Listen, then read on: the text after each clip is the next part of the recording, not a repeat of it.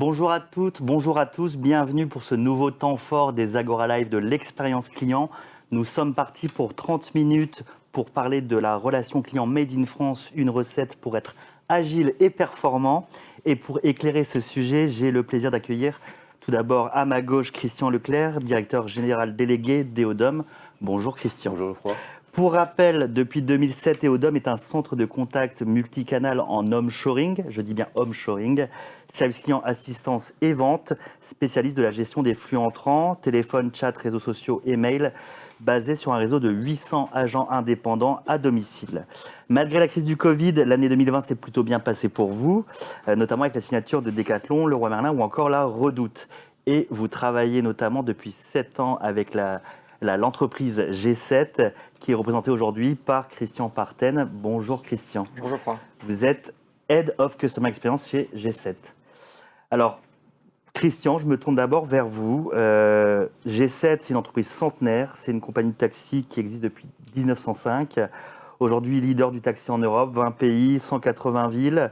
Mais vous êtes surtout connu pour votre flotte de 9000 taxis à Paris. Quel est votre positionnement client et quelle est votre vision de la relation client aujourd'hui ? Alors, quelques mots sur G7 tout d'abord, pour situer un peu le contexte. G7 est une plateforme de mise en relation qui anime une double communauté de clients, les passagers d'une part transportés et d'autre part les chauffeurs de taxi affiliés à cette enseigne. Nous avons donc une double mission, d'une part favoriser la mobilité de population urbaine et d'autre part faciliter, améliorer le travail au quotidien de nos chauffeurs de taxi.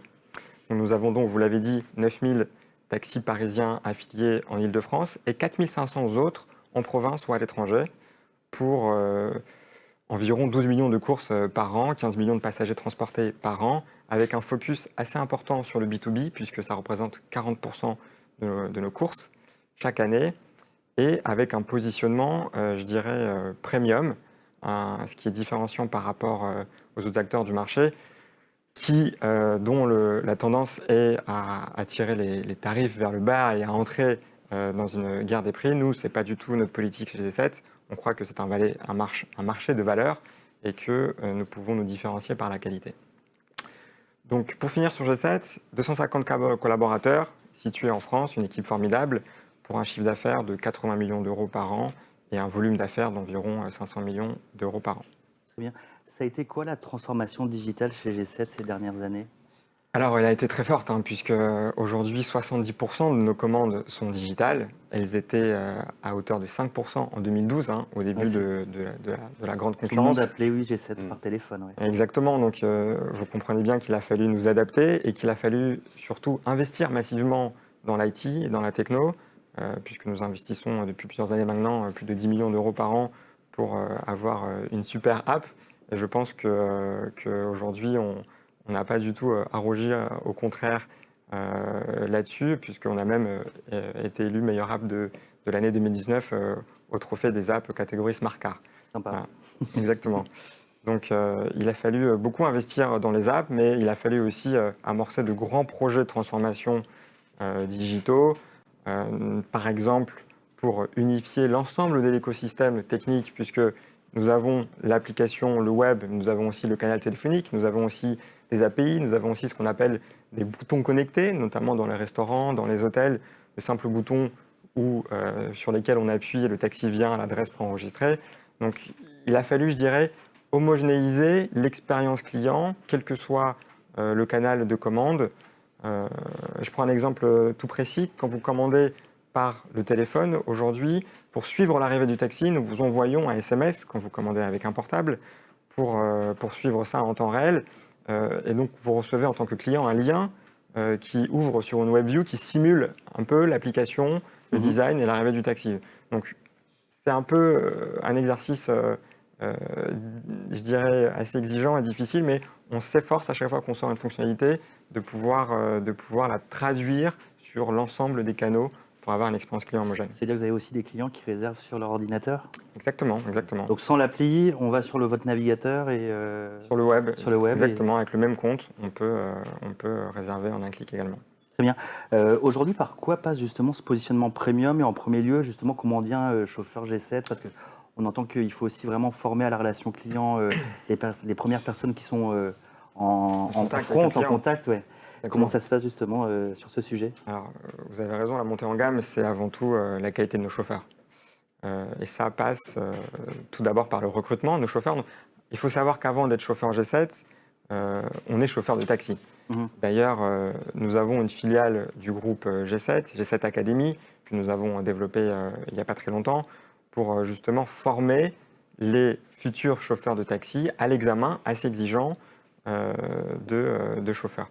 Une fois qu'ils sont formés, ils passent les tests oraux et écrits de sélection pour être chauffeur G7, notamment pour s'assurer de la bonne connaissance des rues de Paris, de la réglementation, mais aussi énormément des codes de la relation client. En pourcentage, il y a beaucoup de personnes qui échouent justement à ces Il y a tests. environ 80% de taux de réussite. D'accord, donc sur ça ces veut dire quand tests-là. même 20% qui Ouais, ne exactement. rentrent pas dans les critères. D'accord, Exactement. Avec des connaissances qu'on teste sur les langues, hein, évidemment français, mais aussi un peu l'anglais pour qu'on s'assure qu'ils aient un niveau minimum d'expression pour les touristes aussi également. Donc, vous voyez, c'est un cursus assez varié qu'on demande. Une fois qu'ils sont chauffeurs G7, on les forme évidemment, formation initiale, formation continue pendant toute leur carrière chez G7 chaque année. Et en plus de ça, un élément important pour nous de cette montée en gamme, c'est aussi notre politique qualité. Politique qualité, puisque en fonction du contrat qu'on a avec le chauffeur, hein, il y a 3 niveaux de gamme, service plus club affaires. Il y a des prestations différentes, des exigences différentes. En fonction de ce type de contrat, il s'engage à respecter une charte qualité. Une charte qualité qui exige le port du costume cravate, qui exige un certain nombre de consommables à l'intérieur du véhicule, comme les bouteilles d'eau, les chargeurs pour les téléphones, les journaux pour les clubs affaires par exemple, les parapluies pour accompagner les clients en temps de pluie. Et donc il y a un barème à points, 20 points, un peu comme le permis, ouais. exactement. Et lorsqu'il y a des incidents qualité, on peut enlever des points avec une équipe qualité qui analyse tout ça. Quand il n'y a plus beaucoup de points, il passe en commission de suivi qualité, paritaire, chauffeur G7 et membre G7 ou membre de la direction G7 pour étudier les dossiers et prendre des décisions éventuellement coercitives et exclure, si besoin, les chauffeurs de la flotte. Donc tout ce système-là, c'est vraiment le nerf de la guerre pour nous et ce qui nous permet de maintenir un niveau d'exigence assez fort au sein de la flotte. On parle des chauffeurs évidemment, mais notre positionnement premium passe aussi par une diversité d'offres, d'une part, que l'on propose à nos clients, parce que en plus des véhicules standards ou des vannes, nous avons aussi une flotte kids, siège bébé, réhausseur pour les jeunes parents, une flotte VIP avec des berlines luxueuses, mais aussi une flotte PMR, ce sont 150 taxis équipés de rampes d'accès pour favoriser la mobilité des personnes à mobilité réduite. Et justement, c'est essentiel pour nous, la mobilité pour tous. Donc une diversité des offres et aussi des offres haut de gamme. Et c'est là que notre centre de relations clients, notre centre d'appel, a tout son sens, puisqu'il est principalement réservé à nos clients entreprises qui demandent des choses sur mesure, qui sont très exigeants. Nos amis de Odom le savent, on a une qualité qui est très forte sur le centre d'appel, avec un niveau d'exigence et de polyvalence assez incroyable. Nous avons, pour maîtriser l'ensemble des appels clients, 9 niveaux de compétences et 6 autres pour accéder aux appels chauffeurs, donc 15 niveaux de compétences en tout. Pour vous donner un ordre de grandeur, un ordre d'idée, il faut un peu plus d'1 an pour être formé au dernier niveau, l'assistance technique du matériel embarqué chauffeur, ce qui montre bien l'énergie qu'on dépense sur l'expertise et la qualité de notre centre de relations clients, que l'on a voulu d'autre part conserver en France. Il est hors de question pour nous d'ailleurs que ce soit pour les salariés G7 que pour nos partenaires comme Eodom, de sortir du domaine local, qui est pour nous une marque de fabrique et très importante dans notre métier. Bien. Donc un positionnement premium qui passe avant tout par une grosse montée en compétences des chauffeurs et aussi de votre service justement de centre de relations clients. C'est le moment de me tourner vers Christian Leclerc. Est-ce que justement vous pouvez me contextualiser un peu votre relation de partenariat avec G7 et me dire un peu ce qu'est Odom en succinctement? Tout à fait. Donc merci Christian de cette présentation de G7 qui permet de nous recentrer sur ce que Eodom propose à G7. Ça fait 7 ans qu'on est partenaire. Donc 7 ans, c'est la moitié de la vie de l'entreprise. Donc Eodom, c'est pas 100 ans, c'est 14 ans. C'est déjà pas mal. Je vous souhaite 100 ans également. Ouais, mais nous aussi, on se souhaite que 100 ans. Le métier d'Eodom, c'était un peu l'idée de comment on va chercher des compétences, des expertises de gens qui vivent en France. Donc on s'est tout de suite dit, il y a des ambassadeurs en France, on va aller les chercher, on va chercher des gens qui ont cette compétence. Et on a réussi à monter ça depuis 14 ans. Pour G7, on n'a pas les 15 niveaux, on n'a que les 9 niveaux de compétences, hein, puisqu'on s'intéresse uniquement aux clients et pas aux chauffeurs pour l'instant. Donc les clients aujourd'hui, on peut intervenir effectivement jusqu'à la partie VIP, on peut aussi parler en anglais. On arrive à faire cette formation des 9, on les fait en 1 mois et demi, 2 mois, 3 mois. Donc tous les 15 jours, on monte nos agents en compétences, on leur fait passer les niveaux, ils les ont, voilà, s'ils les ont pas, on les reforme pour atteindre cette qualité. C'est vraiment ce qu'on met en place. Alors évidemment, on est en France, donc on est 100% en France. Tous nos agents sont en France. Ce qui est aussi important, je pense, d'avoir en tête, c'est la proposition de valeur que fait Eodom par rapport à notre agilité, notre flexibilité. On n'en a pas forcément parlé, mais on travaille pour G7 24 heures sur 24, 7 jours sur 7. On a une agilité extrêmement forte.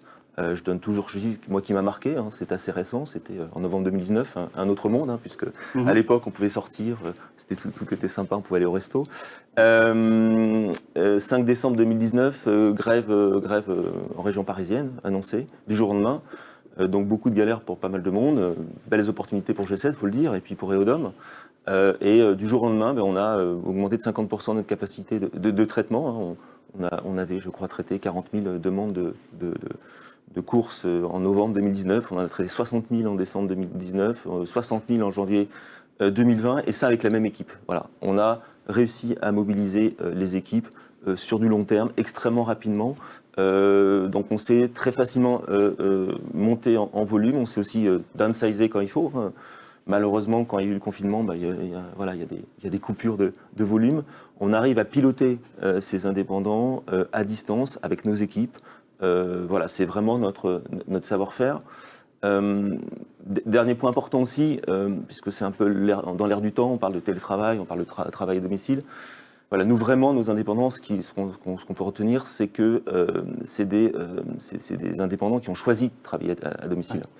Donc je pense qu'il faut, c'est peut-être un petit débat qu'on pourrait avoir ici en direct, mais je pense que travailler à distance, c'est plus un rêve, c'est plus ubuesque, c'est une obligation aujourd'hui. On ne peut plus aujourd'hui avoir des organisations qui sont physiquement dans un bureau. Voilà, ça ne marche pas. Donc nous, ça fait 14 ans qu'on dit ça, ça fait 14 ans qu'on le fait pour nos clients, on en est très contents. Techniquement, on est évidemment à la pointe sur le traitement des données, sur la prise en compte des éléments. Et voilà, on est dans cette capacité de travailler à distance et on va chercher des personnes qui ont envie de travailler à domicile. On en parlait avec Christian juste avant la réunion et on se disait, voilà, moi j'ai 30 collaborateurs à Boulogne-Billancourt, voilà, j'en ai peut-être un tiers qui sont super contents de faire du télétravail, un tiers qui n'ont pas du tout envie, et puis un tiers, bon voilà. Et je crois qu'on ne peut pas imposer aux personnes de travailler depuis chez elles, c'est toujours très compliqué, ça a des impacts.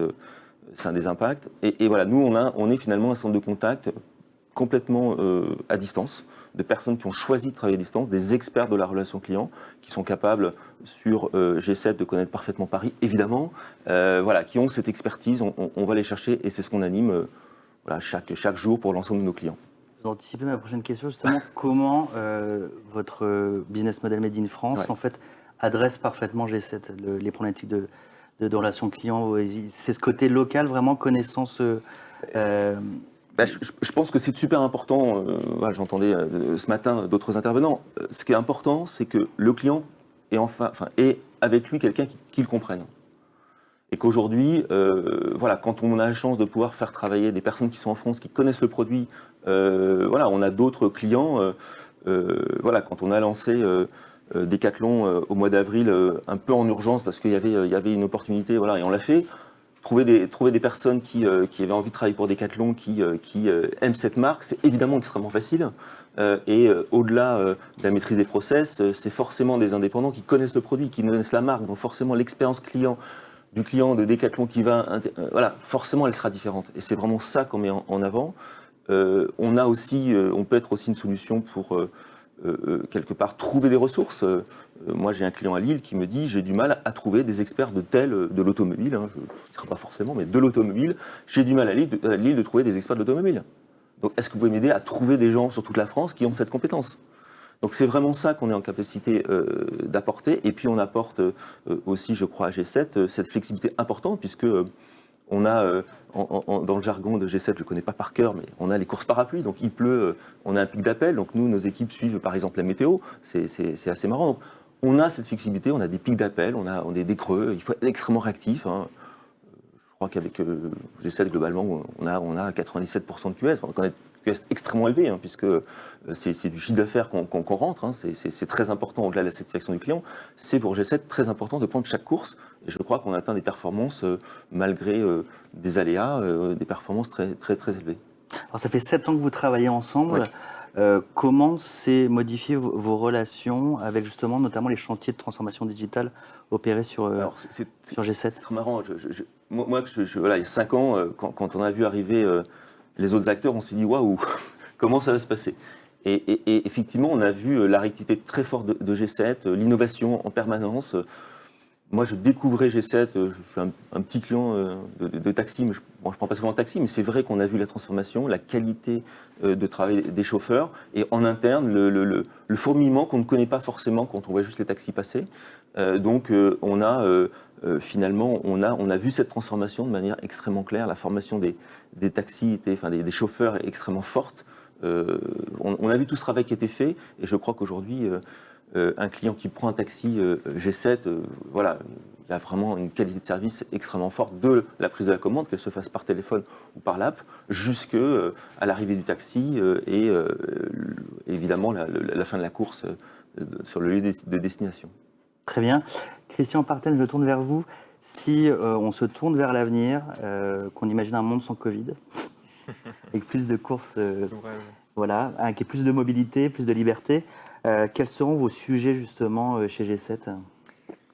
Alors, notre axe stratégique numéro 1, je l'ai dit tout à l'heure, mais j'insiste dessus puisque c'est important, c'est la montée en gamme. Donc, c'est poursuivre cet effort de montée en gamme, de premiumisation.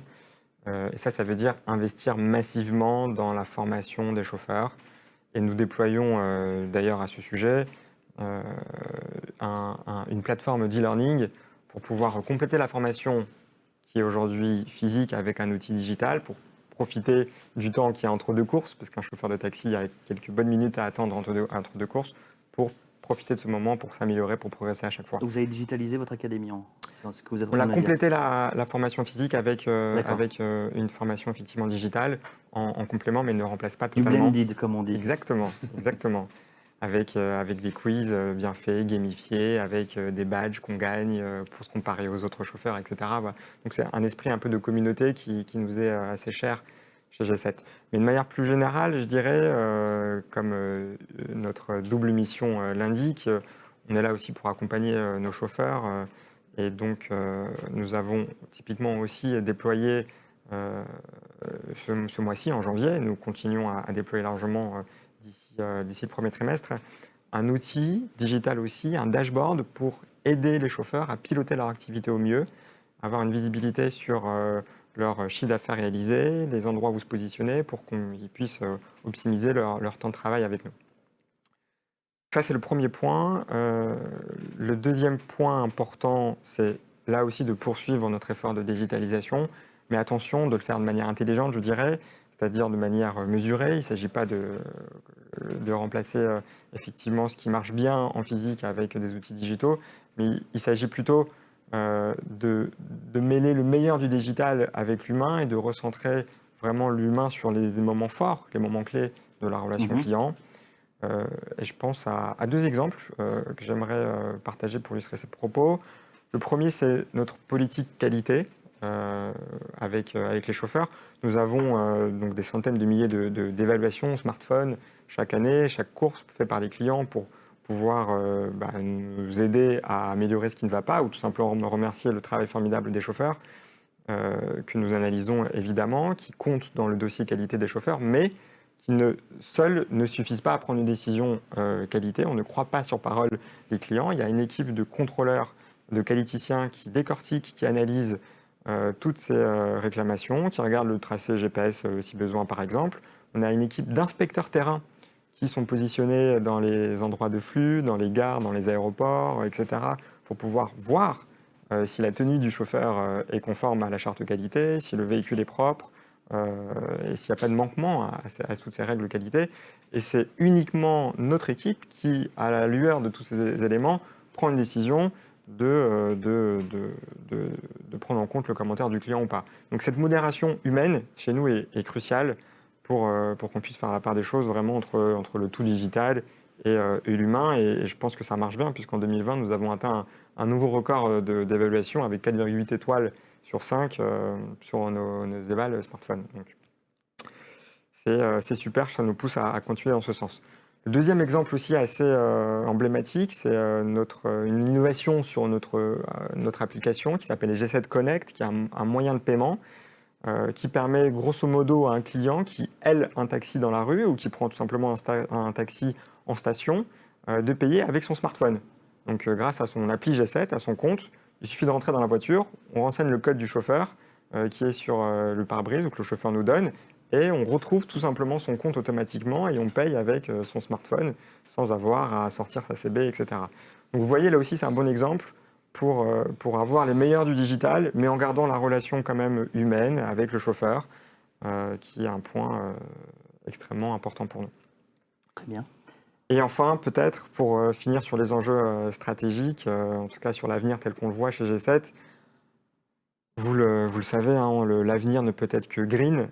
Aujourd'hui, c'est évidemment vrai pour nous, et de plus en plus avec des contraintes, en plus des pouvoirs publics de plus en plus pressantes. 2024 à Paris, l'arrêt du diesel. Donc il faut qu'on se prépare à cette transition écologique. Aujourd'hui, G7, c'est déjà 44% de la flotte green, donc hybride ou électrique.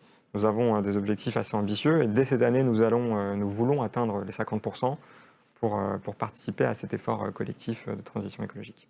Une dernière petite question sur ce sujet, cette verdisation de votre flotte, justement, est-ce qu'elle correspond avant tout à votre politique RSE, à votre souci justement de l'environnement, ou vraiment c'est un desiderata client aujourd'hui? Alors, c'est un peu les deux.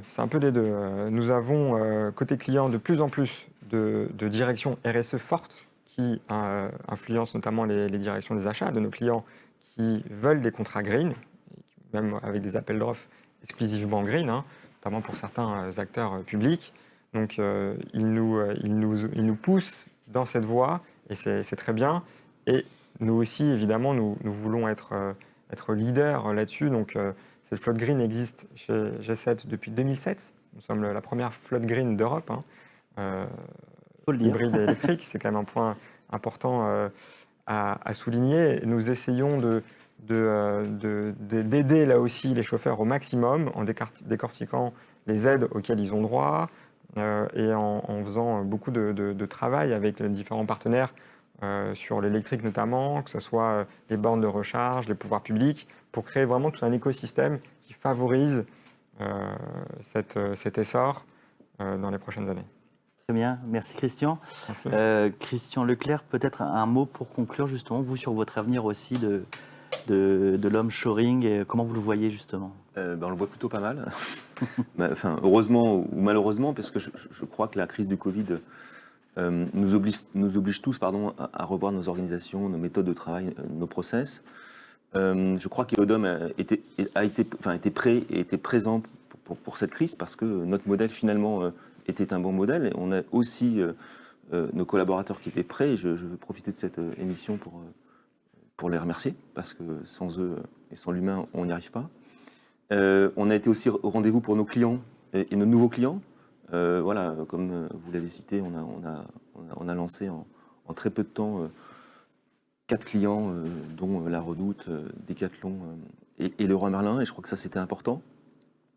Donc voilà, je pense que on a un modèle qui fonctionne, on a un des modèles gagnants de la relation client. Tous les modèles sont bons et il n'y a pas de modèle idyllique, mais je pense que ce que nous proposons depuis 14 ans est un des modèles gagnants et que c'est important de l'avoir au portefeuille quand on est un DRC ou un patron du service client. Et que nous, notre stratégie est très très claire sur les prochains mois, et c'est aussi la raison de notre échange aujourd'hui, c'est d'aller voir toutes les entreprises qui ne sont pas encore clientes d'Eodom pour leur montrer ce qu'on fait et voilà, et leur dire que faire du Made in France aujourd'hui, ça a un sens. Ça a un coût, mais c'est pas forcément si cher que ça. Et surtout, il y a plein de retours sur investissement. Voilà, c'est le message qu'on va essayer sur les prochains mois, donner à l'ensemble du marché. Très bien. Merci Christian Leclerc, merci Christian Parten. Merci beaucoup. Avant de conclure cette émission, on va peut-être prendre une question. François, bonjour. Est-ce qu'il y a une question qui a été posée par nos auditeurs? Oui, bonjour à tous. Effectivement, il y a une question. Vous parliez que vous travaillez avec Decathlon ou encore avec Leroy Merlin. Est-ce que finalement des contrats se sont accélérés en raison de la Covid et du contexte que nous vivons actuellement? Oui, je pense que ça s'est accéléré. Voilà, c'est évidemment des entreprises qu'on suit depuis très longtemps, on est en contact avec eux depuis très longtemps. Voilà, et je pense qu'ils avaient identifié notre capacité, que cet événement de crise sanitaire a été un élément déclencheur, accélérateur du business, tout à fait. Ouais. Et vous avez adressé à peu près les mêmes besoins que chez G7? C'est toujours cette montée? Non, là on parle avec G7 du téléphone, de l'appel entrant. Pour ces entreprises, on opère du mail, du chat également. Puisque effectivement tous les canaux, on est plutôt sur l'entrant, mais on fait tout type de canaux, réseaux sociaux également. Très bien. Encore un grand merci Christian beaucoup. Leclerc, donc de la société Eodom. Merci Christian Parten, vous êtes Head of Customer Experience de G7 Taxi. La session live touche à sa fin, l'occasion de remercier donc Eodom pour sa participation en tant que partenaire de ce webinaire.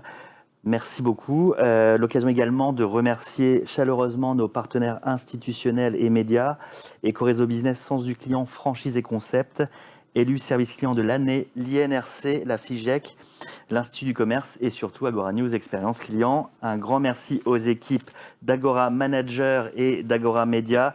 Merci d'avoir assisté à ce temps fort, bientôt disponible en replay. Benjamin, jingle.